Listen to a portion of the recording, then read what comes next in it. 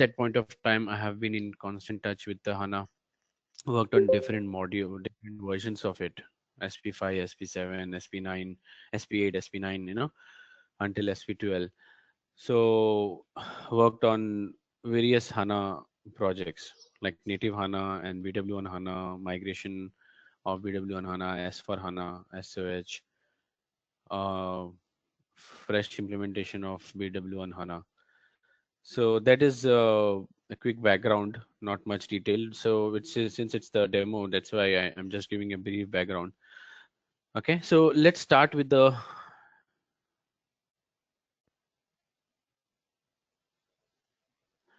course content. I will just walk through what I have aligned the course based on the previous trainings that I have given. Okay, and before that, do you guys want to just give a brief background of each one of you, like Jitendra, Vaibhav, and I think one more person is there, right? Yeah, Mahesh, right? Praveen and Mahesh, or any one of you if you are representing the same and if you're coming from the same, and just a little background of what is the need of this course and what you guys looking actually, so that way I can and go into that direction. Yeah, maybe. Yeah, this is Jitendra. Yeah, yeah. Maybe I can just give a brief that I have around like 10 years of experience in basis, and I wanted Okay. to learn HANA because it's a new coming technology, and Okay. unfortunately the project that I'm working on does not have HANA, but soon I may have. I would like to join a project with HANA, so I wanted to update my skills. Okay. Okay. Yeah, hi, this is Mahesh here. I'm having 7 years of experience, and I'm Okay. working in BAN ERP. Uh, Okay. and I learned No, no, myself. don't give company names, Mahesh. Just keep it. Sorry, sorry Yes, to interrupt. yeah, Just yeah, yeah, just I'm just talking give me an about experience. yeah, technology itself. So I'm Okay. working in Okay. ERP itself. It's a BAN ERP, and I learned Okay. Okay. myself some concepts of basis module, but I'm very much interested learning this HANA module of SAP. Okay. Okay. Okay. One ERP. Okay. Got it. Yeah, yeah. Okay, hi. And My name is Praveen. yeah, Praveen. Yeah, just I have the 5 year experience in SAP basis, and now I want to switch myself in the implementation side. That's why I'm doing this course. Okay. Okay. Okay. Just it's a brief background, guys. I'm not you know okay. So just I'm not looking for your company name or anything. Like, what is the reason for this course, so that wherever you can you see the screen now? No, I somehow lost the screen, but I think I clicked on something on the top. You can't see If I now just give my the screen. introduction and I'll join back if that's what I think I have Okay. to do. Okay. Okay. Okay. So I'm working mostly with Microsoft technologies in I'm working currently on Azure, which is Microsoft's cloud platform, Azure. Okay. Okay. and I'm sorry. Microsoft Azure, the cloud service. Yes, yes, Okay. yes. So SAP HANA has certified uh, Azure to run their workloads in Azure. So I want to Yes. understand, how SAP HANA would integrate with Azure. Well, I'm not really looking for the Azure training because I am working on it. So I just want to understand SAP as an individual component so that I can correlate things with on-premises and in cloud, like for uh, Okay. Okay. installation, the management part, the disaster recovery, and the DR and backups and all this stuff. How things happen on premises, so that we can find an equivalent solution in the cloud. So that's what my expectations are from this training. Okay. Okay. And so, wherever you're not from the base SAP basis background, right? No. Okay. Okay. Okay. Got it. So basically, you are from the Microsoft Azure platform, and you want to see how the things when you talk about HANA, how the cloud it works, and the DR and how. Okay. Got it. Yeah. So how DR and everything works on SAP HANA, so that we can correlate things. DR backups, installation, a little bit of planning, and storage and all that stuff, kind of. Correct. Got it. Got it. So, okay, let me start. So basically what we are going to cover in this course is we will start with what is HANA, proof points, key technologies behind the HANA, like what is the software and hardware backbone, that led to the innovation of this HANA platform, the internal architecture of a HANA. In detail, we will cover the internal architecture of HANA. I have one deck also for each of this. I will walk you through what my course content is, but this is just a brief of what we are going to cover as a course content. Data provision options like SLT, BODS, boards, DXC is kind of nobody is using it, but it's good to know good to know, have a good knowledge about that also, data extractor connection. Reporting options in HANA, like when we have BobJ on top of HANA, we have ODBC and ODBO drivers, and we have different reporting tools of BobJ like Crystal Reports, dashboards, and Explorer. Different reporting tools are there. That is the reporting options in HANA. Then we will see the HANA editions, what platform edition, enterprise edition, extended enterprise edition, deployment strategy based on the customer requirements, what deployment strategy you will propose to the customer, and then the HANA journey. So this is just a introduction kind of first thing, which I will cover today in itself, just as a demo to show you what we will going to cover. Okay, I have a deck on it. Next, we are going to cover the installation. So basically what happens is HANA is a it comes pre-delivered with the software installed. Like if any customer goes to any hardware vendor, HP or Dell or Fujitsu, what they do is they will give the HANA box with the HANA software installed. We as a basis or HANA admin, we never, we rarely get a chance to install the HANA, but it's better to see the installation. Like Weber said that he's going to work on Microsoft Azure, so he might get an opportunity saying that, okay, do the HANA installations for this in on the cloud Azure platform, and because we have to give it to one customer, they are asking us a Microsoft HANA cloud as a service. So and IBM has their own hardware built for the HANA specifically.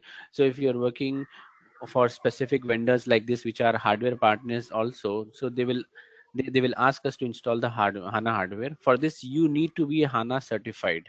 HANA installation certification, particular material course content, particular course is there. You need to get into it, and you have to get certified. Then any hardware vendor can consider you to, they can consider you as a HANA installation certified consultant, and you can install the HANA onto the hardwares on their hardwares. So, but we are going to cover in detail the installation part, the sizing, HANA versions, which are there, directory structure, preparation of HANA, and then the installation, and then what users are created and post installation. So what I will give you is, this is the first part is the technical, this is just introduction part, but I will just showing you how my course contents are organized.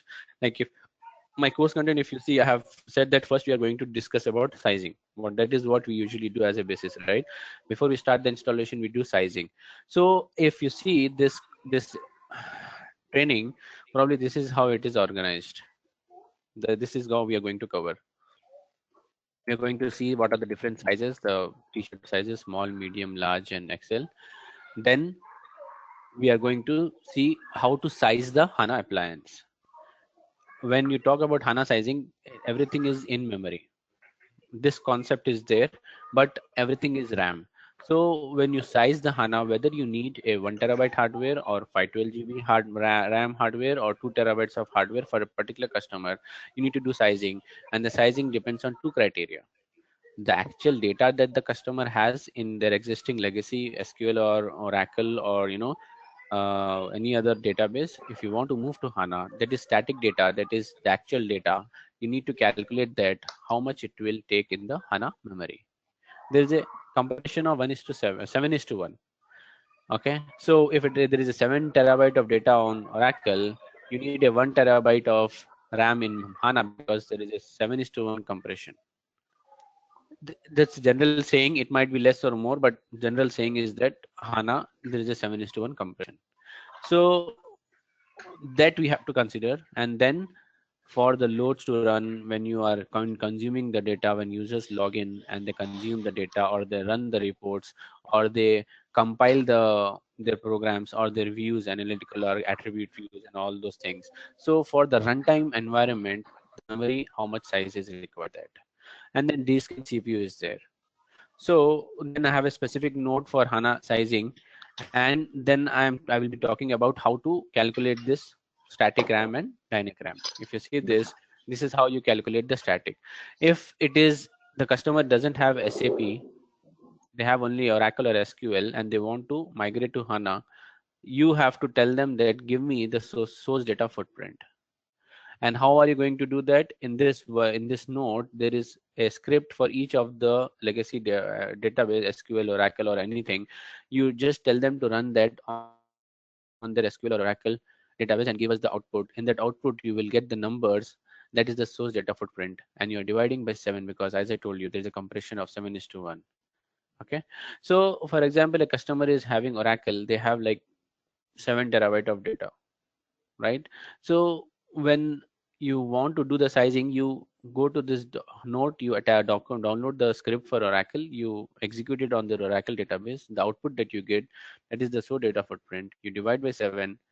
And what is this C is nothing but if that customer has already done a compression on their on their already using Oracle software, then that compression also has to be taken into account. The 7 terabyte database in the Oracle might be compressed twice. It is actually 14 terabyte. It is actually now whatever you're seeing 7 terabyte is not the actual one, but a compressed one. So the actual one will be 14 terabytes. So it is saying that if your source database is actually compressed, then you will not get 7:1, because that is already compressed, more compressed, right? So that is where the sizing, this static data comes. Whatever 1 terabyte you get here, that is nothing but you need RAM, 1 terabyte of HANA RAM to have that particular customer data from their Oracle database to move to HANA database. Then it says that whatever is the static 1 terabyte that you're getting, you give equivalent to the dynamic for query execution, for users to log in, for to schedule something, to run for in general, I can say runtime environment. So static RAM should be equivalent to dynamic. That is, you also put in 1 terabyte extra for the consumption of the data, for users logging, for background jobs for jobs to run, for query execution, for reporting tools to log in and execute their queries, so that type, that is nothing but dynamic RAM, and RAM is equal to static plus dynamic, you will give 2 terabytes. That is the formula. So what I mean to say is, this is only for a native HANA where the customer doesn't have SAP, they have Oracle, and they want to migrate to HANA because, or assume that they have SQL, and on SQL they have SSIS, SSRS, and those Microsoft reporting tools, and they want to move from SQL to HANA, and they also have, let's say, on SQL they have Obj reporting tool, but they want to migrate to from SQL to HANA to use the memory, features. So that scenario, we use the sizing report. Manual sizing has to be done. You download the script for this from this note, you tell them to run on the or a database, and then you calculate the formula. But if the customer is already having a SAP BW or ECC, and they say that we have an SAP BW on SQL, and we want to migrate this BW from SQL database to HANA database, then in that case we have to do a sizing. This sizing report will not work from this script, from this note, the script, and manual sizing effort will not work. You have a script based sizing, and you have a standard to report call as SDF HANA BW sizing for full sizing. When you run it, what happens is it will give you an output something like this. This is the output that you get. So you are running it on their existing BW and SQL, and it is saying that for migrating this BW from their existing BW to BW running on SQL to HANA, you need a HANA box which is 1.1 1120 GB, which is 1.1 terabyte, and this is both the total RAM. So it is saying that you either, you know this is a different story, 512, and I don't want to go in detail right now because it will be actual session now. So if it is a 1 terabyte hardware, 1 terabyte RAM hardware, it is saying that you need at least 1.1 terabyte, so you might go for 1.5 terabyte hardware. You will tell the vendor that my sizing report says 720 GB, and uh, in that report I have given 3 years of growth with a average 30% growth rate. So it is saying that down the line after 3 years your HANA will go up to this 1604. Got it. So based on this, when you are running that SDF HANA sizing report, this one, SDF slash HANA VW sizing report, this is the outcome you are getting, and based on this you will procure the hardware, saying that you will discuss with the customer, you can get a 2 terabyte or 1.7 terabyte of 1.75, whatever that, multiple of 256 GB RAM, right? So that type of this. So what I mean to say is, we are not going to cover the installation. I'm going to cover you the sizing, then the sizing report is the outcome. We can go into the system and run the sizing, HDF BW HANA sizing. We'll get the output, this is the output, then we will procure the hardware. After that we have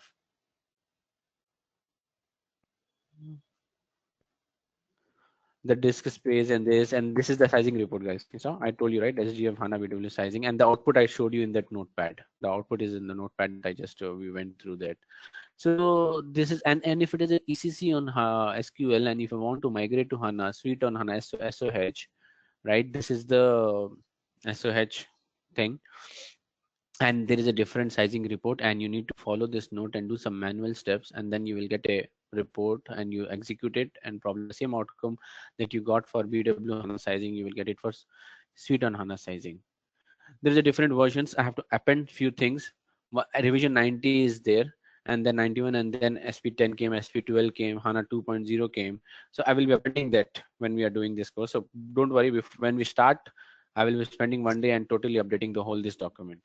Then I will go through the directory structure. Like for any SAP system, you have a USR SAP. So in HANA also you have USR SAP SID, and then you have the EXE. HDB Studio is the front end. HDB client is the for the drivers.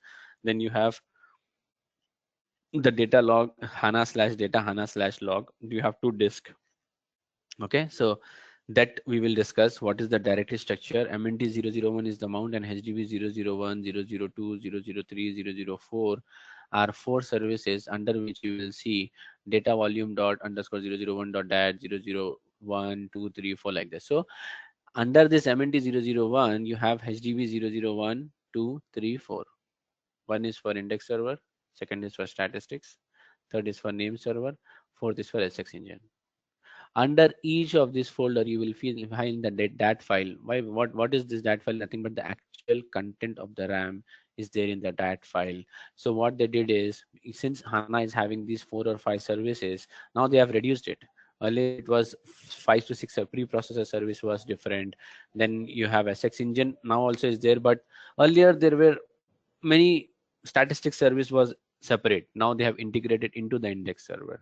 So you will get the latest in my deck. You will get the latest everything. If there are anything that I'm missing, I will make sure that I'm going in there, and before the class starts I will make sure that I have up to date content and I will deliver it to you. So this, what I mean to say is, based on all the services you have different folders, HDB 001 2 3 4, and each of the folder you will have the dat file, and that is nothing but the actual memory content for the particular service in there in the RAM. It is there in the dat file. If your power goes off or abruptly the HANA box shuts down or restarts, your RAM is volatile, you will lose all data.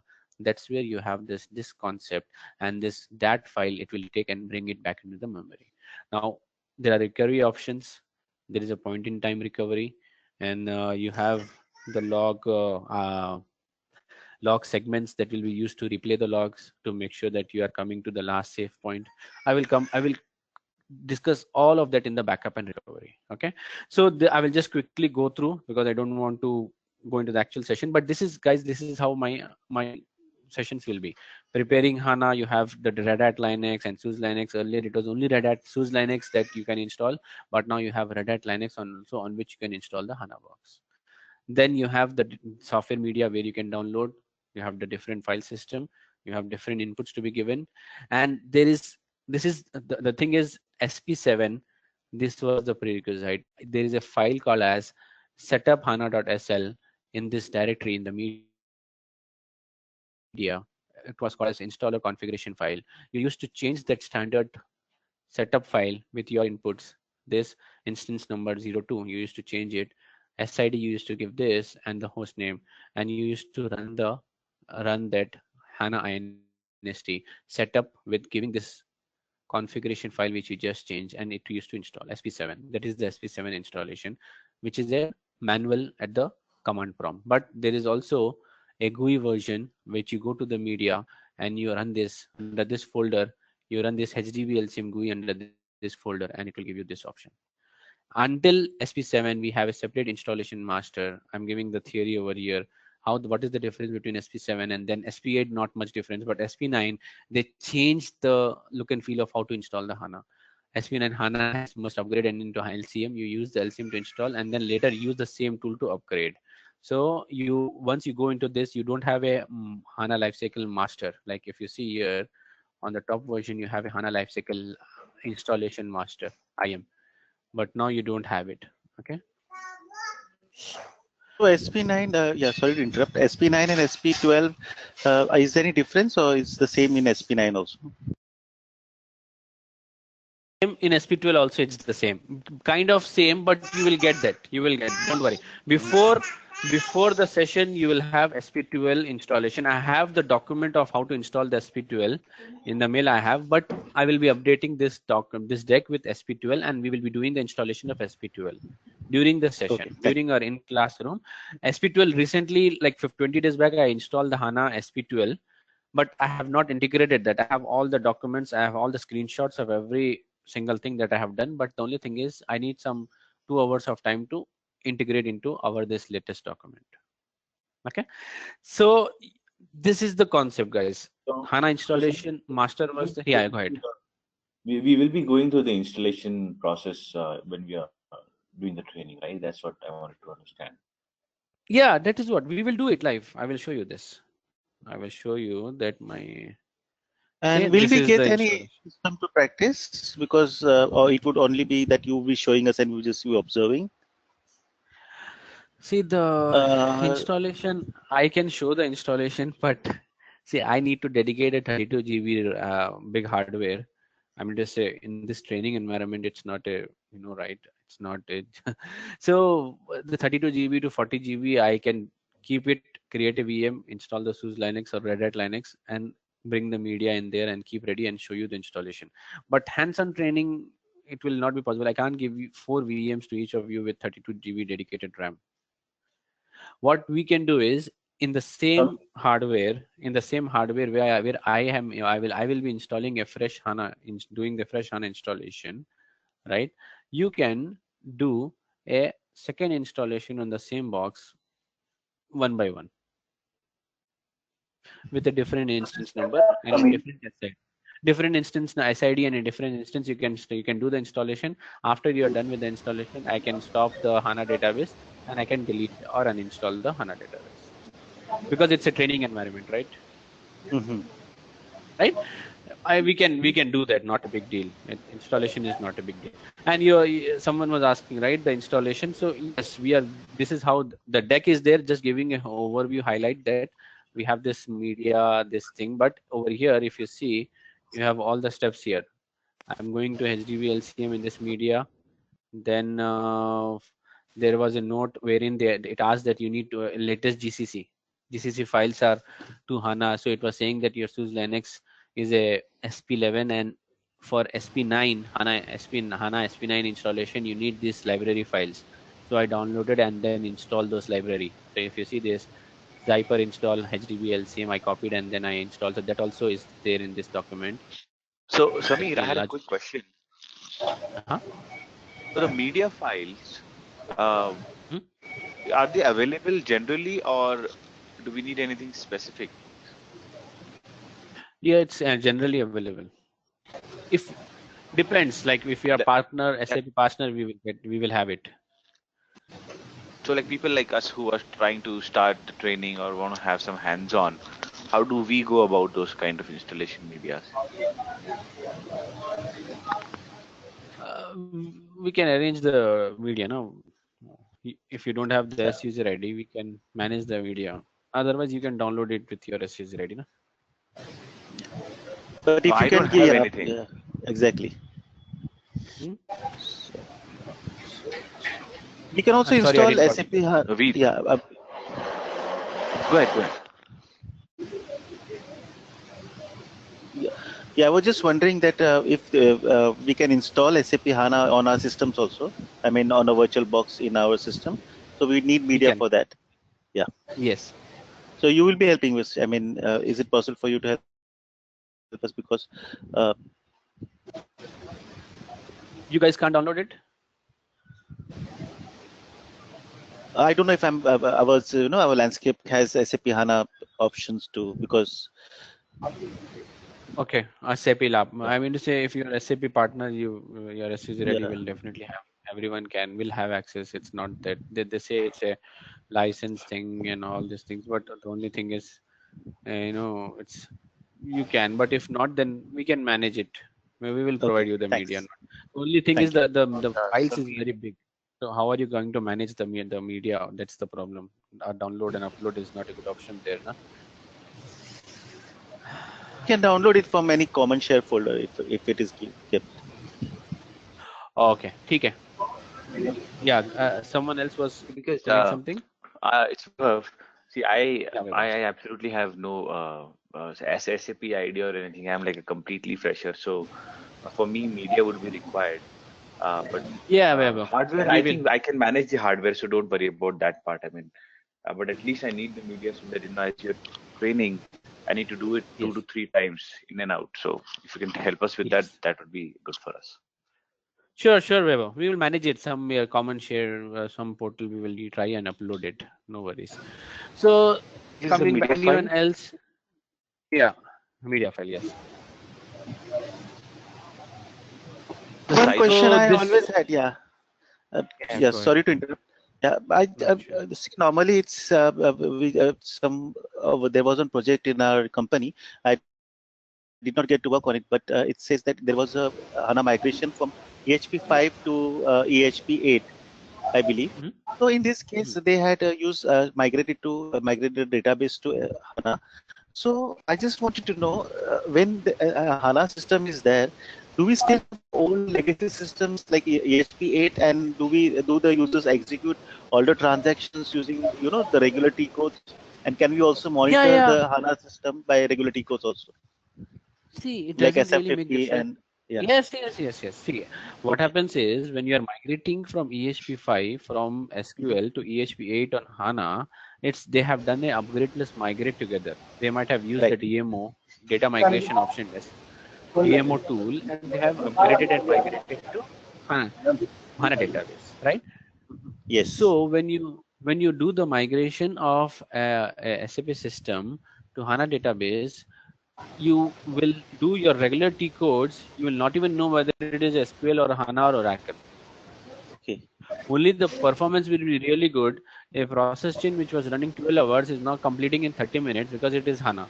But you are same Okay. again going to RS7 or RSA3 and you're doing the same thing which the BW consultant what he was doing, the same thing he's doing, irrespective of whether it is HANA or Oracle or SQL. Nothing will change from the front end point of view. And SAP HANA SID and this system SID, the regular ABAP system SID will be the same, right? Or is it a different? You can keep it same, or if you want, you can keep it different. Okay. What I will suggest is to keep it different. Why? Because if you keep it same and when you try to generate the license, you will have that installation number. Oh, right. Under that same installation number, if you try to generate the license for HANA giving SID HA1, where your HA1 is the BW application layer, it will say under one installation number you can't generate Two. another. Yeah, yeah. Understood? I get it. Get it. Yeah. Thanks a lot. So what? I Yeah. always So had this what? query. Yeah. Yeah. So don't worry. HANA database, you can have the same SID or you can keep it different. Like in Oracle, we keep the same SID, right? SAP SR3 schema will be there inside that SID.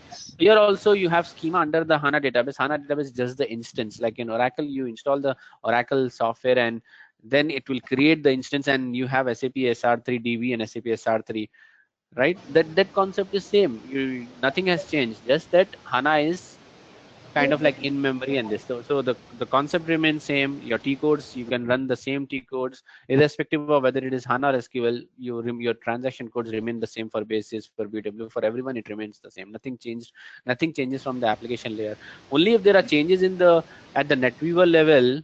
Like if they have changed some T codes functionality at the NetWeaver level and saying that okay, this is obsolete and you need to use this, then we have to in a newer version like EHP8, if you have upgraded also after moving to HANA, and if your T codes has changed, then obviously you have to use the new T codes. But nothing is changed because your underlying database has moved from SQL to HANA. Yep. Got it? Thanks a lot. Yep. Yeah. Well. So this is the SP9 installation. This is yours. So if you see this, there were two installation done. So I can use the same media, same hardware, do the first installation. Next day, one of you, we both, one you and one of the four out of four students, we will only one and me, we can connect and one can do then. So or we can spend the next 3 days wherein everyone tries to do the installation. Okay. So that way you can have it like that. Then it is the versions, the different components of HANA. Like when you're installing the HANA database, it is saying that your HANA database client version, AFL application function library, LC apps, smart data access studio, and this thing AFL again. Yeah, it says AFL. So these are different components that gets installed when you install the HANA database. So it is just giving an option. Do you want to install all the components or you just want to install only the HANA database? If you select the first option, it is going to install only the HANA database. Your HANA client and HANA studio doesn't get installed. Your AFL and smart data access will not get installed. Okay. What are the HANA Studio? What is AFL, HANA Client? What is Smart Data Access? What is AFL and BFL, Business Function Library, AFL, Application Function Library? I will cover during the course. Okay. So, so now just understand that they are different components. Okay.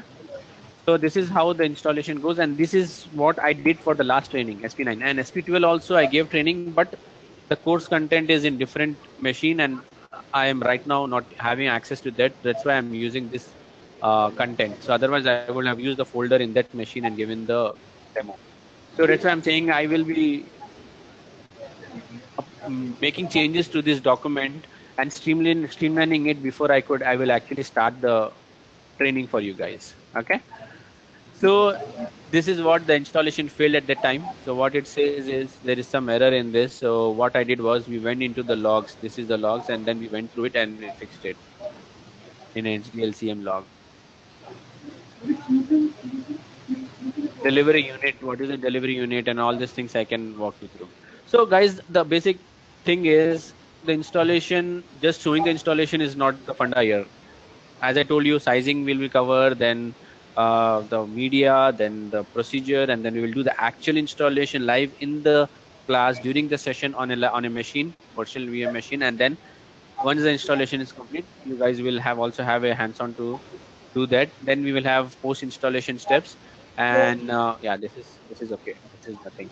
And yeah, so basically, guys, I have not have all the media, all the my document content here, but during the demo we usually don't show all the day 2, day 3, day 4. But this is how, just to give an overview of how my course is. You understood, right? Like day 2, we have so many documents, and don't assume that it should be. I'm going to. It's not day 2. It's just a kind of definition, but this usually drags for 2 to 3 days. Okay. Then after this coverage of the date of the second day, then we have third day is nothing but studio. So like we have SAP GUI to log into our SAP application. Studio is also a front end by which you log into your HANA database. Okay. And you have all your different consoles. I think I just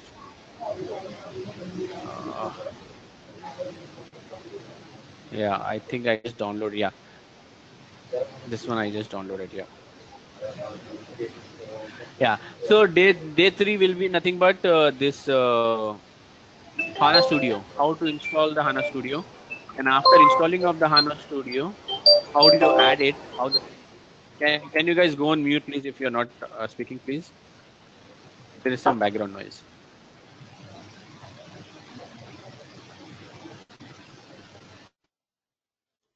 Yeah, thank you. So in the HANA Studio is a front end to install HANA on your machine. What is the media, everything. Then this is how you add, and then we this is the administration console, and this is the database. We really don't need to do this. We never go into this because a modeler, a functional person, like who creates the views, who takes the table data and creates some based on the reporting requirement. He creates analytical view or attribute view. So basically, this introduction part of once you how to log into HANA, and when you log into HANA, this is one HANA database called as WRO. There is a catalog and there is a content. Two things. This is catalog and there is content. So under catalog, you will see the schemas. These are all schemas created by the business. But usually, if this WRO HANA database, if an SAP is installed, you will see SAP SR3 schema, and under that SAP SR3 schema, you will see all the tables of that SAP hosted on this WRO HANA instance.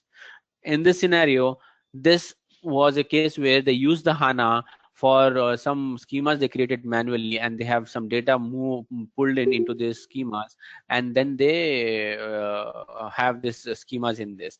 So this is the catalog, and then the content is nothing but they do some modeling. They create attribute views, analytical views, calculation views. That is not for us basis or admins, HANA admins. So I will just go the quick give an overview. Then we have different backup as the one cockpit. Then we have provisioning, smart data access, virtual tables. Like you really don't pull the data from another database, but you do a virtualized concept where the actual data is residing on the source, but you still have that listed in HANA. You double click, it will go to the actual database to the other side and brings the data and gives you. So that provisioning is called as through the smart data access, SDI and SDA. And then you have the security. So these are nothing but the different catalog is schema. Content is for modelers. Provisioning is the for we if we want to virtual bring some data from different systems to HANA with a virtual kind of stuff, virtualized, not actual data. Then provisioning, smart data access comes here. And security is if you want to create a user for HANA in the HANA database, you use this. Like in Oracle also, guys, if you install a Oracle, you have the sys and that system user, right? So similar concept is like this. So this is only we are talking about HANA database. HANA Studio is a front end to log into HANA database. And this, what options that you see over here is only related to HANA database, not a SAP BW or SAP ECC or anything. Okay. So this is the the next day training, and then we have administration console. So you understood the concept, right, guys? So this is the course content, and then after studio, and then I will walk you through the different we have this is really good document that I prepared. I spent a lot of time on this. Administration of HANA. How do you administrate? How do you monitor it? How do you troubleshoot any issues in the HANA database? So this training is really this usually takes a lot of time. At least 2 days it takes for me. So how do you start and stop? There is a command HDB stop if you are logging in with SID ADM. If you're logging in with root, you know to go to host control and use this command. Similarly, start is nothing but HDB start, and the same command, instead of stop, you give start. So this is operating HANA. How do you administrate HANA? How do you operate HANA? Then if you don't have access to the operating system, or you don't want to log in to put T to the SUSE Linux, and you don't want to run these two commands, HDB stop, start, from the studio, which is a front end by which you log into HANA database, you can you have added that HANA database. You do a right click, you can stop, or you can do a restart, like that. But the thing is, it is going to ask you the SID ADM, operating system user ID, and then it will stop. So you see, you can start and stop the HANA database through the studio navigator. This is called as navigator, but you need the operating system user or the credentials to, it will ask you when you click start, press start, and when you do that, it will start. Now when you start, what happens? It's called as lazy reloading. What tables are loaded first? That concept I have explained here. There is a preload, important tables you want to set it that these are really important. When the HANA database starts, everything, these 10 tables should be loaded into memory. Customer says that these are really important 10 tables, I want them to be loaded ASAP as soon as the HANA database start. this you can set a preload tag, you can set a preload flag over there, and that will be loaded first. That concept, how do you, when you start HANA, how, what is the process that it follows, because everything is disk. It will take 1 hour to load everything from disk to memory. No, it doesn't do that. It is based on the concept called as lazy reloading. It will load only the important tables first, and as and when the users log in and when they access the tables, at that time it will go to disk and load into memory, and then after that those tables will be always there in memory, unless there is a power shutdown or you stop the HANA database or system crashes or something. Until that point of time, the tables will be there in memory for faster access. Then the process, and these are the different architecture. System monitor, how do you monitor, what is the these different states over here. In detail, overview tab will give you what is the database version, and this overview tab is kind of like, you know you have the versions, you when you install it, memory, CPU, disk usage, alerts. So overview tab is very generalized view of what is the current state of your HANA. But landscape, if you go to the next tab, landscape here, all the services like our SM50, SM50, it gives you all the work process status right in SAP. So if you go to studio and if you go to landscape, you will get whether your index server is stopped in green or not, if it is running up and running or not, or it is stopped and all that stuff. Okay, and how much memory it has consumed each of the services. Then you have alerts tab wherein different alerts come, hard disk full, or CPU is 90% reach, or memory is over consumed, or your license expired. There are lots of concept, like lots of alert mechanism is there, like CCMS alerting is there, right? So you don't have to worry for configuring it. There is a I have this. So these are the different alerts. It will check the disk memory usage, it will check the disk inactive services, host CPU, delta merge, memory usage. Many different type of alerts are there. And if you want to set a threshold, you can set it that if a CPU utilization goes above, CPU utilization is above 90%, you should need a low or medium or a high. That type of alert mechanism you can set here. Okay.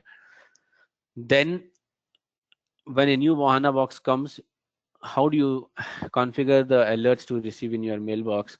You need to give the SMTP server details and port number, and you give your individual email addresses, or you give that thing, and it will send you alerts into your mailbox. Whatever alerts, all these alerts that are there in the system with the predefined threshold defined by SAP, based on that we will get an alert. If you want to configure and change the thresholds, you come to this point, you make it based on the customer requirement or your whatever your KPIs you set it, saying that I want memory, I don't want to wait until it reaches 90. I want to receive a low priority when it reaches 70, and 75 I want a medium, and 80 I want a high priority, so that I can quickly react upon 80% and make sure everything is taken care of. I don't want to wait until 95% that I get a high priority alert for memory.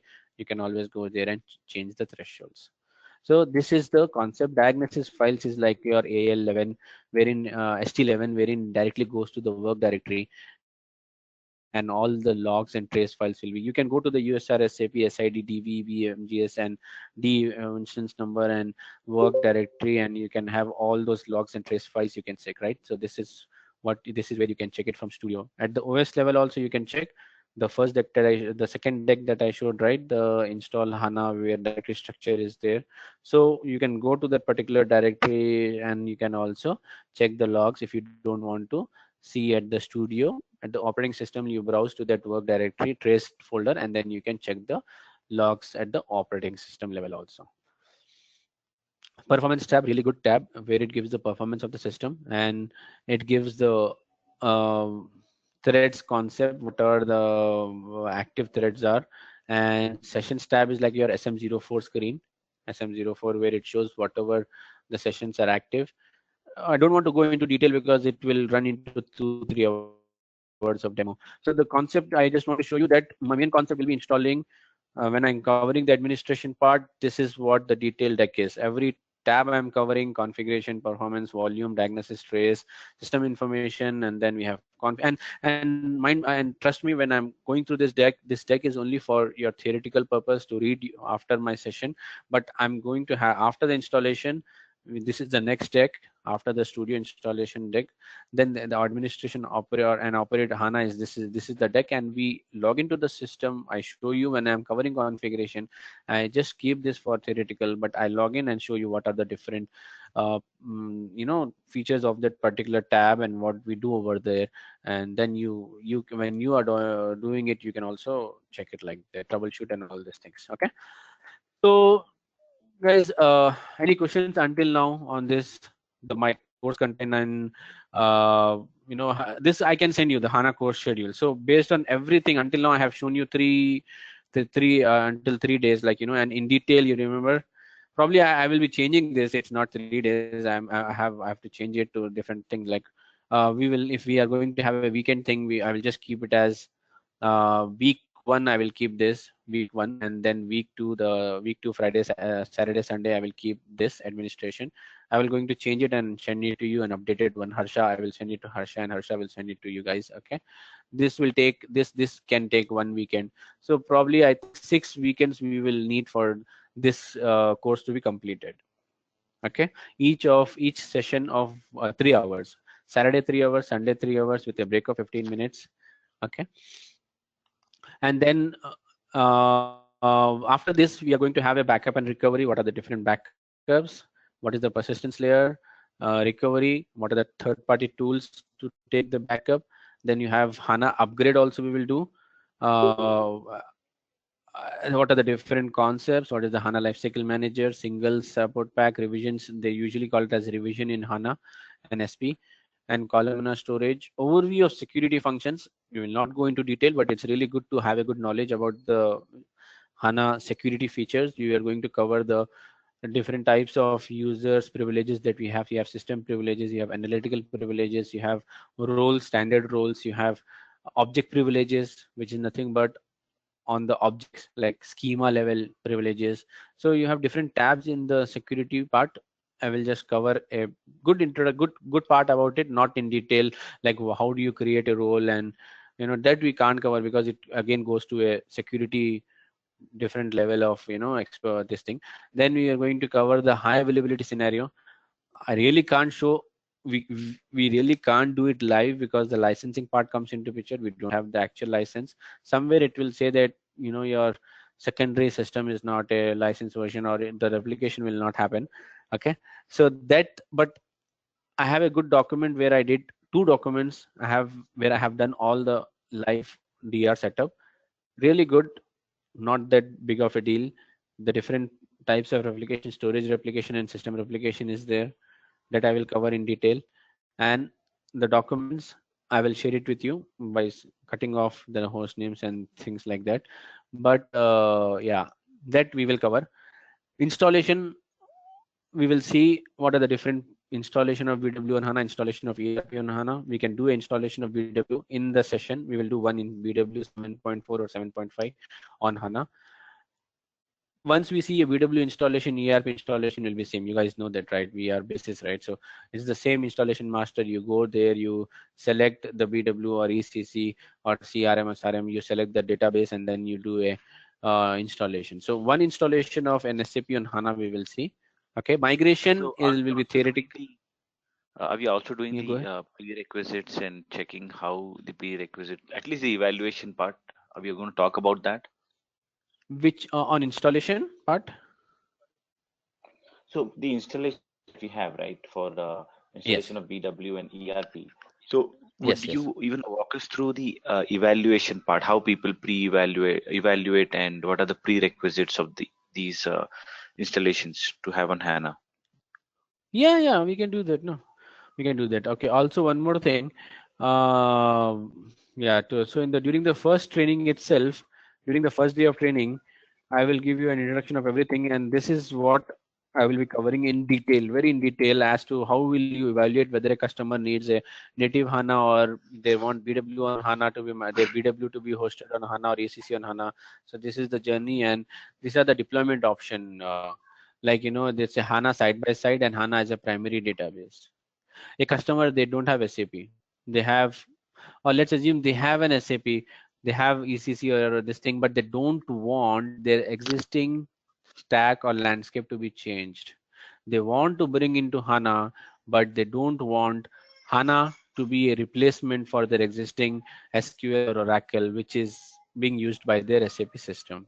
So in that case, SAP is using SQL, for example, consider SQL database. They want to utilize HANA, but they don't want to change the landscape. They just want to do a POC, and they just want to see what HANA capabilities are. So what you do is you call it as a side by side. You bring in the HANA into the landscape, but you don't migrate your ECC or BW onto HANA. You keep the ECC or BW onto the SQL database. You bring HANA. You use a replication called as SAP SLT, SAP Landscape Transformation, or BODS. The view of business object data services, or DXE, and you bring the data from your existing as database into HANA, and then you tell the reporting guys these are the requirements and the modelers to make the views on top of HANA. You're not coming to the existing stack, you are bringing the data to HANA, and then you are modifying things. That is HANA sidecar approach. If the customer says that I am okay with HANA capabilities, we are pretty sure that we want to leverage HANA into our landscape, then they say that you migrate your MI or SAP from SQL to HANA, then that is nothing but your HANA is acting as a primary database. It is no more a sidecar approach. Okay, so you want your SAP on SQL to be migrated to HANA, that is nothing but you want to consider HANA as your primary database. So that is the deployment strategy, and you evaluate like that based on the requirement of customer. Basically, customer knows that whether they want sidecar or as primary database, and they will approach to us saying that we need this scenario, and we have to execute it basically. So this deployment strategy we can consider. Okay, and one more thing, Sure. since we have from Microsoft Azure, we have Web. Who is there from Microsoft Azure? It's Vaibhav, yes. Yeah, Weber. So Weber, sorry. So Weber, I will going to. This is a really really good point. What I will do is in the second here, what I added, right? What I'm going to do is in this week 2, during the installation, I will add one more thing over here. That's a good thing, that HANA deployment and installation options. Deployment and installation options I would like to add, and I will make a separate deck for that. This I have not done for the previous training. I wanted to do, but I didn't had that thing to add. But before I start, whenever we start next weekend or whenever, I will prepare a deck wherein mcod, you know, MCOS is there, and then multi-tenant database is there. Okay, that concept I will prepare in a deck and walk you through that, because that is what the customers are doing. They don't want to spend $1 million on 3 HANA hardware boxes. They are going with MCOD, multiple components in one database, multiple components in one system. They are going with multi-tenant databases. What is multi-tenant? It's a very big story, but I can't explain now because it will, I said, right, it will take a couple of hours. So that will be part of this training schedule. The deployment options, the installation options. Okay, whether you want to go with MCOD, what are the pros and cons of MCOD, and that I will list in one deck. And then what MCOS, what is the architecture, not just the theoretical explanation but the diagram with what are the pros and cons of MCOD, what you will recommend to the customer. The sizing is a different thing. The sizing report is just saying you need a 1 terabyte hardware for this customer. They can go with hardware vendor and approach it, but really though you don't want them to spend 3 or 4 boxes and then fifth box for the DR and sandbox dev quality. You can recommend them that MCOD, MCOS, multiple components in one database. Like sometimes in some customers you might see that on one hardware you will have 3 Oracle instances, and then you Mhm. have dev and quality and sandbox on the same one hardware, having 3 Oracle database instance using the same hardware, memory, CPU, and shared file systems, but application layer is different, or application layer sometimes also will be same. But you want to utilize that, don't want to spend 3 hardwares for sandbox dev quality. You have a multiple MCOD, right? multiple components in one database kind of concept. So that how in HANA they changed. There is a slight variation in that. It's not as simple as what we have in SQL and Oracle, the legacy kind of thing.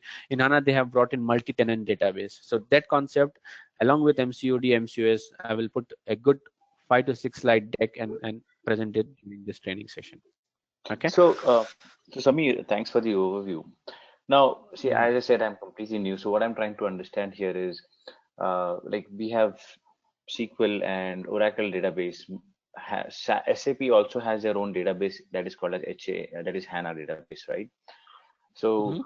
does it have its own query language internally because to query the database and everything, or it's a common language SQL. that they probably use?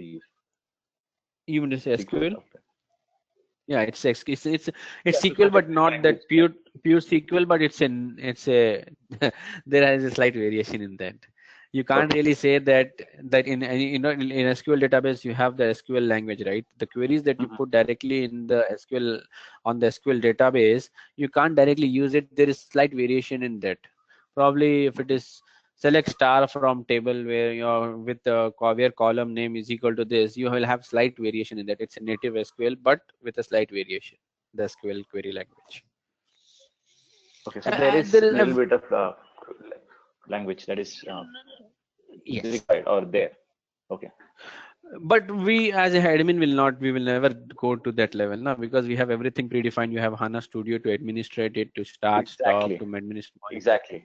So Yeah. SQL Yeah. query will be more used by the developers who want to say that okay, select star from this table with union, or you know what, they join the two tables and they merge and they put a primary field and secondary, and you know that modular also concept is there, where the diagrammatical they have a in Studio they have a content. I showed you catalog, content, backup, security, right? So the content is where they create the packages and they merge the two tables, they create unions, they map the primary fields and second foreign keys and everything, or they can use the SQL query language editor, and they can also write the query code, code also to do that stuff. But really from our side, I never went into that. Sometimes I run some SQL query, but if an SAP note or if there is an issue and if SAP replies saying that do this for this issue, then I will run that into the SQL, which you can do it in the Studio. Studio is the front end for everything you want to do on the HANA database. Okay. Any more questions? Thanks. Yeah. So can you just Yeah, scroll up to the security tab? Security, yeah, security tab is here. Okay. Okay. So security, we are going to cover the different authorization concepts that you have, and we this different object privileges you have, system privileges you have, and then you have the general roles, and you have package privileges, analytical privileges. So package privilege is nothing but when any modeler or any developer wants to create any views, we create a specific package and give it to a user. So who are the other developers who should be given access to a package privilege? A package is nothing but you can say that uh, where all the views are created by these modelers. Like BW consultants, they go to RSA 3 and RSA 1 and undo all those stuff, right? So if they Mm-hmm. don't want to go to BW side and they would directly log into HANA database through Studio they have a modular capacity wherein they can in the package they can create views and models and everything. So that package privilege who can give? A security consultant can give. They have when they want to model, saying that there is ABC schema with 100 tables being loaded into that HANA database. There is an ABC schema. There is another schema XYZ, and this modeler wants to use those two schemas. You need to give a security privilege that is comes under object privilege. Object is nothing but schema privilege. So under object, I will select ABC schema and say select only privilege or update only. Select I will give because you just want this particular consultant one he to consume the table. You don't want him to modify the table. He should consume the table, so he should be given ABC schema select only. He can select the tables, fetch the data and consume into the package. Into the package he can to take the two tables from ABC and XYZ schema and merge it, only select, only fetch, but no authority to modify. So you are going to decide as a security consultant what privileges you need to give. So that concept comes into picture. Authentication, there is a X.509, there is a Kerberos, there is a single sign-on, Kerberos ID. We don't want to go into that security aspect. That's why I will not be covering much more into the security, because I am a basis consultant, but my part will be to show you how the security works in HANA. Not in detail 100%, at least I can give you 70% of what is security. Okay. Okay. You'll Okay. also talk about the encryption methods as well, right? I mean, something about the Encryption methods, encryption yes, part. encryption methods will be there. How do you achieve it is within the security. Here I will show you that.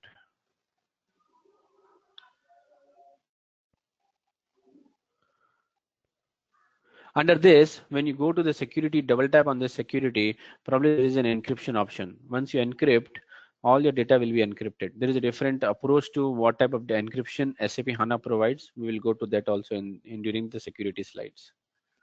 And different Okay. options Sure. like login, password minimum policy, it should be 6 characters. I need one alpha, like in RZ11, RZ10, we go and change those parameters related to security, right? So if you Mhm. want to make any changes to the standard password policy, if a security guy tells a HANA admin to change the password policy, they will tell us, I will go into the security, this tab, and I will have all three different tabs. One of the tab, I will see there are different parameters. Password policy, maximum password length, 1 character, that kind of thing. If I give 1, 6, 8, and what different options based on Yeah, whatever yeah. SAP The security regular. guys tell, I can change. Yeah, def regular. So that Okay. kind So of you thing we is will be there. playing around the studio, right? I mean, You have to. Otherwise, we need if we need to be perfect in HANA administration, then we have to cover at least some part of security, not in so you detail, like we don't want to work on the security aspect, but uh, it should be good to have good knowledge about HANA so security we will part. be installing the studio, and we will be going through these installation process Yes, of the studio, as well as the modifying and additions of all these additional components that we have. yes. So would this require another VM? Like if I have a database on, say, a Linux VM with For 40 studio, tera, 40 GB. For the studio would require another, maybe a Windows or some other machine to install the on studio, right? you can install it on any regular VM machine studio, because like SAP GUI, we install it on any VM machine, right? But we add the entries to our SAP system and we access it. So similarly, studio is just a small software front end. You can install it on this, or you can invoke the studio from the SUSE Linux and you can use it. If you are good with the Linux part and you display, you can set the display and you you know that Yeah, part yeah. is the trickiest part, right, in SUSE Linux.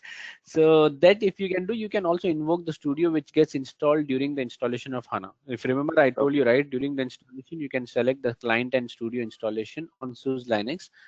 After the installation, you can invoke the studio and add your backend, your actual HANA server, and then you can do all. You will have all this, and you can trigger the backups. You can create you can schedule a backup, and you can do a recovery through this backup. You can play around with the schema content, and the catalog content will be for modelers. Provisioning is smart data access, which we will cover fair, and you can integrate with Cloudera drivers and connect with the different Oracle or SQL and virtually bring the tables, not the actual tables are brought into HANA, because HANA memory is very much safe. So smart data access is something that they are SAP is still working very aggressively on it. They want to they want to remove the boards from their landscape. If a customer is having HANA and they have having SQL, what we usually do, we use the boards, because we know that custom 3.1 boards was the 3.x, and now 4.0, then 4.1, 4.2 boards is there, and many customers are very familiar with this product and they are okay with using this product boards, right? So anything you want to bring into the HANA, again, why you Mhm. want to bring into HANA, I told you, right? There is that first day training, I will cover this scenario wherein they are using the HANA as a sidecar. So how do you bring the data into HANA is through bots or SLT, any replication technology, right? So if they have this scenario that they don't have SAP on HANA, they want to use HANA as a sidecar approach, then you need boards or SLT to bring data into HANA. Now what they are saying is they are working extensively on the smart data access. They're really saying that don't go with the boards. Let's use the SDA which we are working on HANA itself, a tool within HANA which you can connect with your database and bring data into HANA. So SDA is sitting on the HANA, it goes to the source and brings the data into HANA. But it needs more refinement. I have seen customers started using it, but it's not up to that expectation like boards, because boards they have been using it since many years, and obviously it's a standard very good tool, right? Very good software in, I mean to say, not tool, but very extensive and very good features it has. And you have real time and schedule type of things, and you have so many features in there, transformations and everything. So this SDA might not provide you all the transformations that bots is providing. So they are still working on it. That is for sure. Thank you. So coming back to your security question, is it answered? Yes. Yeah. Mhm. Okay. So then we are going to cover the different I replication think somebody else technologies, had a SLT. question. I Yeah, just yeah. cut them. I didn't know. Somebody else had a question as well. I'm sorry I cut the person. No issues, no issues. Vaibhav. Yeah. If is was there anybody else who had any questions?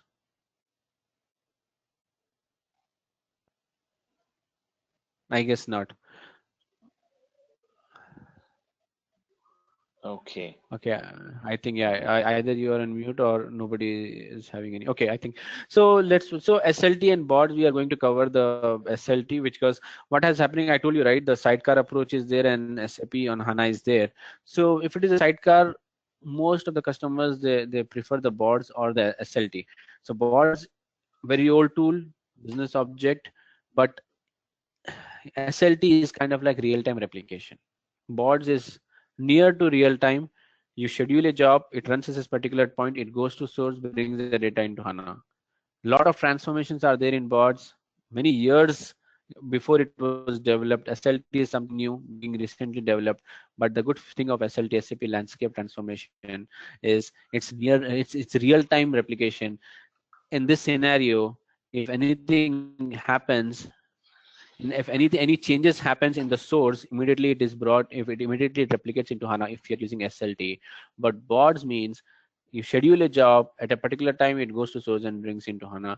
Or you can schedule the job in such a way that it comes to near real time, you can say, but it's not never a real time. Boards is never a real time. But boards, lot of transformations, lot of changes you can do.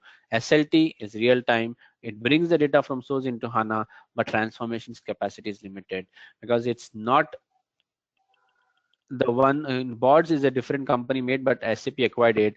But SLT is made by SAP based on the concept of any changes happens on the source, a particular table gets changes, SLT will keep a watch on it, and any changes happens into the source when the business is running, those table immediately the change log moves from SLT to year HANA and it updates the table in HANA year. That is why it's called as real time, because there is a trigger always. Like we are when we install the SLT and configure the SLT into this, we don't it will not monitor all the thousands or 10,000s of tables in this SAP in this database which is having SAP. If you say I want to load Mara table from here to HANA, it will create a trigger on Mara table. Whenever any changes happens to Mara at 10:01, immediately it comes into the HANA. There is trigger is there, a watchdog is there kind of thing. It continuously checks that, and any changes happens into the table, a change log gets created, it creates a change log, pushes to HANA. That is why it is real time. So that concept we are going to cover in the last part about the SLT and the boards. Boards, we are not going to go into the how to create a job and how to replicate, but boards features and what is the difference between boards, and how do you suggest that a boards is good or a SLT is good based on the points that I mentioned, that it's near to real time. This is real time. Transformations are there more there in boards, but in SLT it's real time. So immediately it has to bring into HANA. So it will not give you that flexibility of making the changes to HANA. But now I heard recently, like a couple of days back, I have a friend who was working core on SLT. And he was saying that when you are moving the table from source into HANA, it's SLT is now building that capacity. The transformations are also included. Not that much, but it is improving the transmission capacity within a SLT software.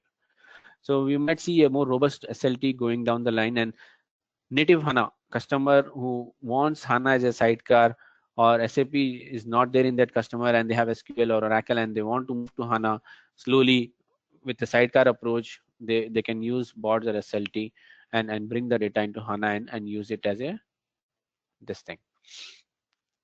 Okay, then we will go in the last to the new features of SP2L HANA 1.0 SP2, and there are new things coming on.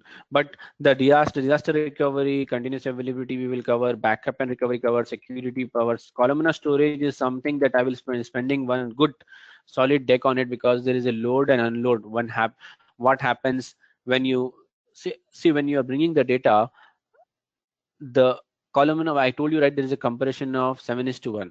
How a big chunk of data, 7 terabyte is there in 1 terabyte is because compression is there. I have a folder. If I want to send you that folder of 10 GB, it will take a lot of time. If I compress it through WinZip 10 GB to 2 GB 3 GB, I can send it real quick. Like this minute. So that compression is there, that is why zipping is there, that is why it is consuming less memory in HANA. But when you zip it, if I want you to modify after I send you the zip file with course material, and if I say you to make changes, what you will do? Can you directly make the changes in the 4 documents that are there in that zip folder? You really can't, right? You need to unzip it, you need to download, unzip, open it, change, zip it back and send it. That is nothing but merge. You download, you unzip, open the document, you make the changes, you save it, you zip it back, and then you send me back saying that now the changes that you have asked is completed. Now it is up to date. Now all the data is there in HANA is zipped format. When some new data come, when the changes happen to a particular table, that particular, now we are not talking about 1 terabyte memory. Let's take that in this 1 terabyte memory, there are thousands of table. There is one table which is having 10 GB of data, zipped format. New changes comes.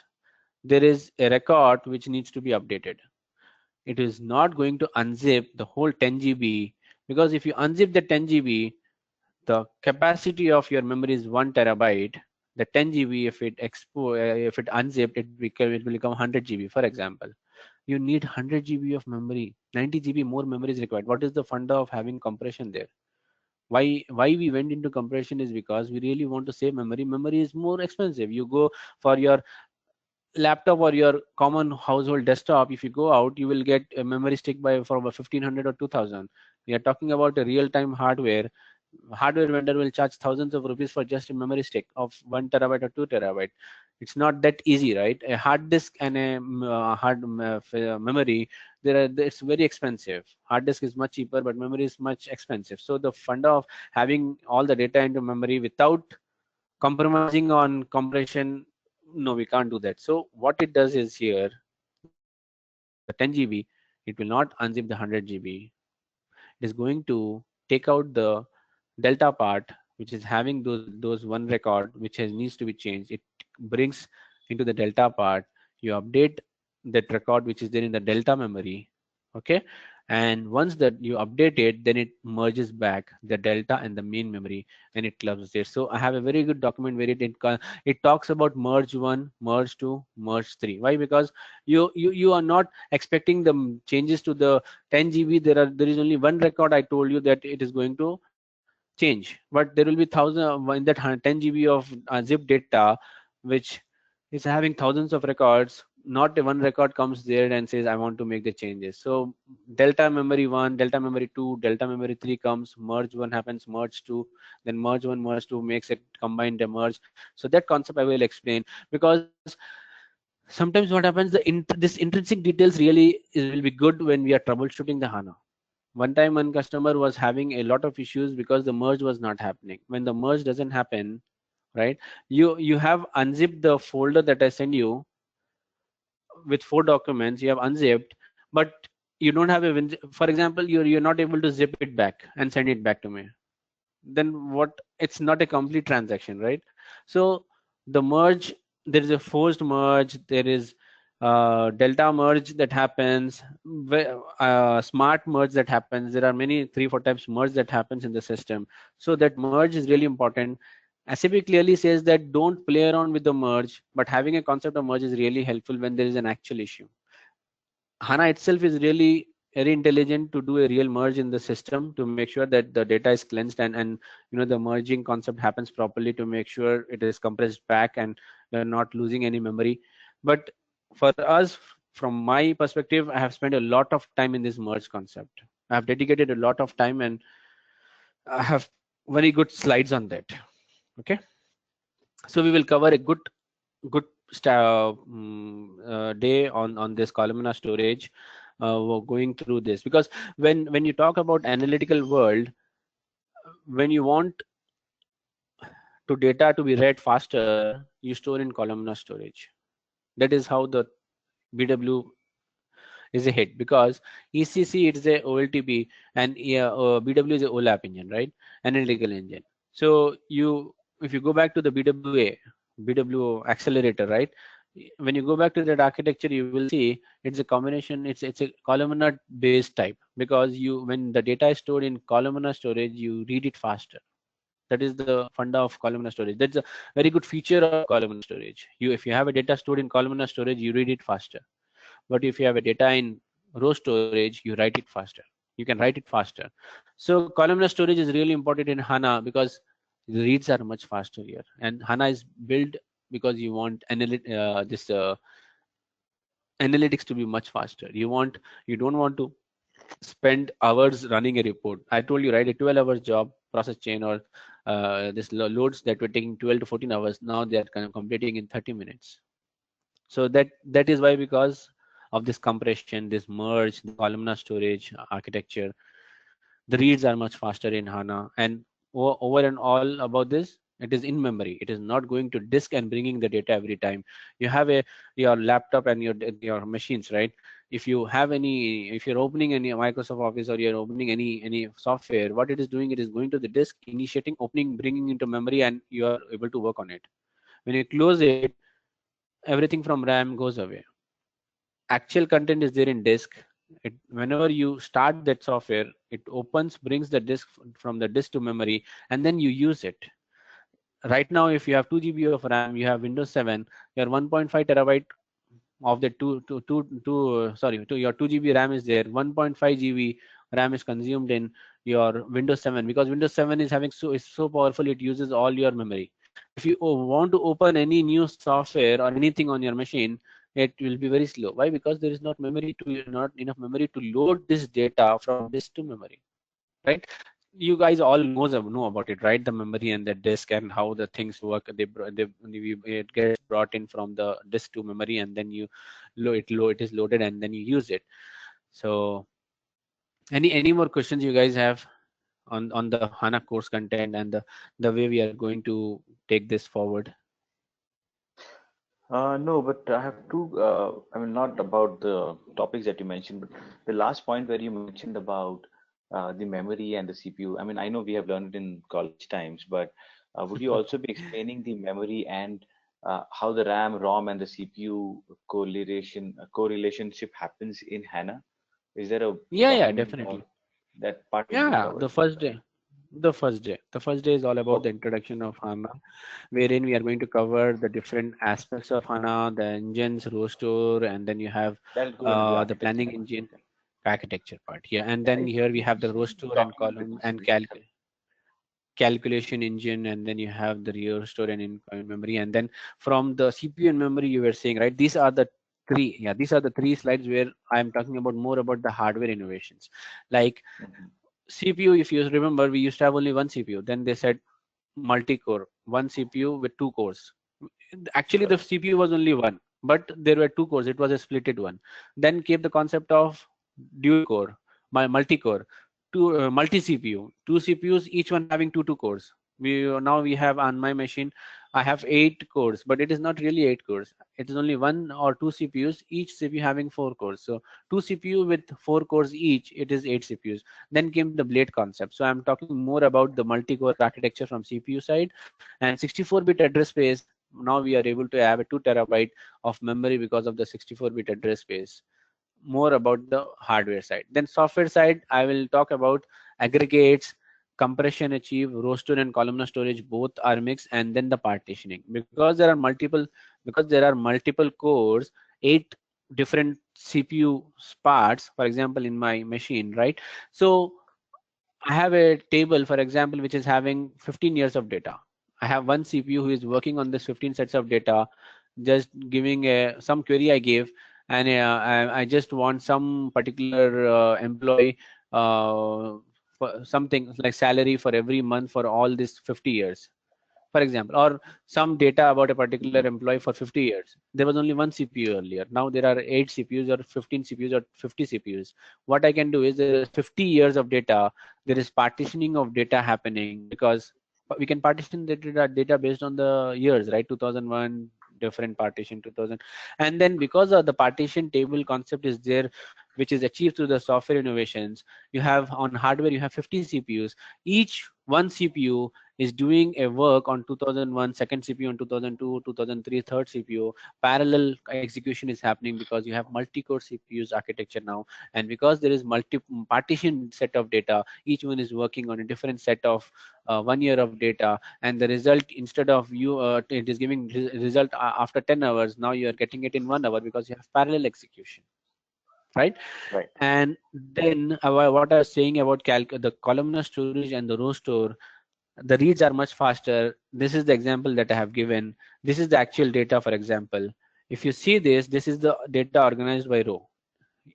When you organize by row, this is the raw data. A, B, C, D, A 10 pound, B $35, B, C 2 pound, right? When you organize it in row, what you do is you take this, you organize A 10 pound. Then you take B $35, you put it B $35. Then you put C $2. Row wise, you're organizing. Same if you organize by column, you take one column A, B, C, D, E, you put it here. Then you take this, you put it here. Now when you're fetching it, let's assume you want to fetch the first column A, B, C, D, E. When you go to the data which is organized in row format, you do a fetch. CPU fetches 3 fields. He will go here, he will pick A, right? He will go to the second set, B $35, he will pick B. He will do a third fetch, he will pick C. Fourth fetch, D. Fifth fetch, E. 5 fetches CPU is doing, each fetches of 3 fields. He is able to recover A, B, C, D, E after 5 fetches because each fetch is taking 3 fields. This is for example, guys, not in the real world. It might not happen, but for my to explain, I'm saying. Now, if you take the same set of data in columnar storage, stored in columnar storage, CPU fetches the first set of 3 fields, fetches, he will fetch ABC. Second, he will fetch DE10. ABCDE is fetched all the way in one go.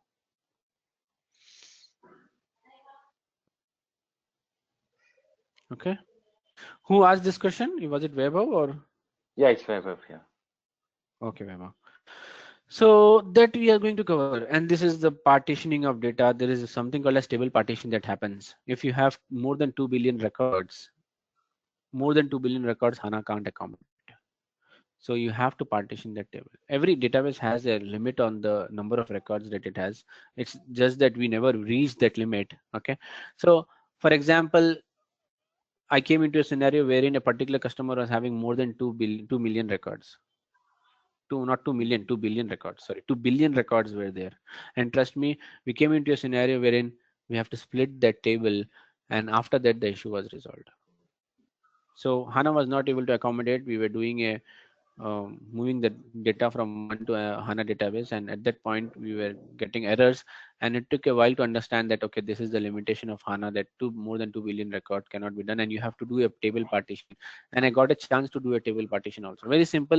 You just give the table, you give the primary table, and if you don't know that, we do usually don't know, right, what is a primary data. And so you have a I got in touch with the database team who was handling that source database, and and then I told them that okay, this is the table which I want to partition. So they gave me, okay, this is the key which is primary key.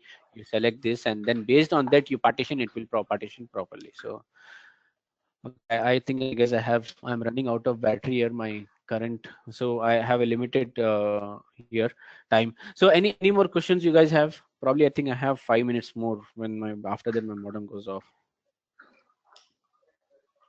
I'm good. You're Are good, we Vaibhav? recording all these sessions, Samir, by any chance? Like when you do This the session? this demo is being recorded, but trust No, actual classes I don't prefer recording. That Okay. that is not feasible. I really don't like. But trust me, the way I will teach, probably you guys will become master. Okay, Okay. so you don't need Okay. any recording to go through anything. No, I mean, if there is a record where you guys record and keep it in your academy's database and can be only access through a username and password, it will be much easier for us to, go back and forth and relate that part. Okay, let me see. I will talk to Vintage about it. Okay. Because we don't want anything from our end, I understand, but it's too much of information to suck it in. But if in case there is one small point that we want to go back and refer, it will be much easier for us to. That's it. Definitely agree on that point. Yeah, agree. That is correct. Anybody else has any questions on this course? Yes, Samir. Just a question actually. What will be the day-to-day activities for HANA admin? Every weekend, day-to-day activity. Yeah. See, In whatever I the covered. Yeah, whatever I covered, I will be. But I will be covering it on weekends, Saturday, Sunday only. So what I will do is before my class start, one day before, you will get the deck. What is the course that is going to be covered for that particular Saturday no, and no, Sunday? And yeah, and then whatever I cover, probably you just have to go through that and make sure you're basically reading it and making sure you practice it. no. My question is actually in real world. What are the day-to-day activities for a HANA admin actually when Acha, working on acha, a okay, okay. yeah when Okay. On so basically different. See, there are two scenarios I told you, right? If it depends on how the HANA box is placed in the environment where you're working. So if it is like a SATCAR approach, probably if I'm working on this environment where my HANA admin role is limited to this box, I'm nowhere related to being a basis for this existing landscape. I am brought in only to manage this HANA. Whenever there is a issue, definitely you troubleshoot it by going into that administration console I showed you, right? There is a okay particular deck, administration and operate, diagnosis files tab. You go there, you check the logs, performance tab, you check all those things, alerts, you check all the alerts and correlate to the issues. So basically, when you're working on this as a HANA admin, you day to day you will do a daily health check.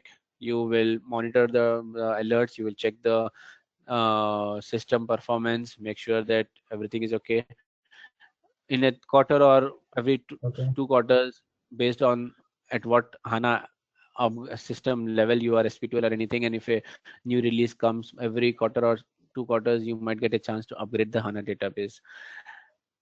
Backup, okay you can schedule it through a third party tool like Tivoli, IBM okay Tivoli. If there is a backup tool, not, you can schedule it over here in the HANA Studio. If in this scenario, if your SAP is hosted on your HANA, that DB13 calendar is there, right? You can schedule the backups every day, like for any Oracle or SQL or HANA. You can schedule the with the T code. You can schedule the HANA backups, and it will happen through DBA cockpit. You can check the day backup status. Also, the studio also you can check whether the backup has been completed or not. If okay any issue comes wherein the HANA crashed and you're not able to recover, you're not able to start, probably you need to troubleshoot that. If still it is not coming, and if you might have to do a restore, a recovery has to be done based on the last backup that you took one day before or the same day. Last, if you have taken, if there is only yesterday's backup, then you have to make sure you use yesterday's backup plus log backups to make sure you are coming into a point in time recovery, right? Okay. So that kind of thing you need to check here. You need to do. But whereas if it is primary HANA database, the same thing I would say you need to upgrade, you need to monitor and troubleshoot and anything. But you're having SAP also. So with this, if you are having this, हाँ mummy लगाते जाओ.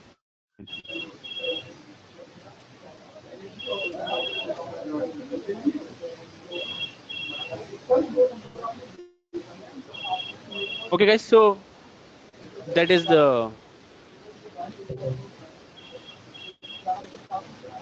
All right. Any other questions? No, thank you, Samir. Thanks a lot. Okay. Shamir, I have.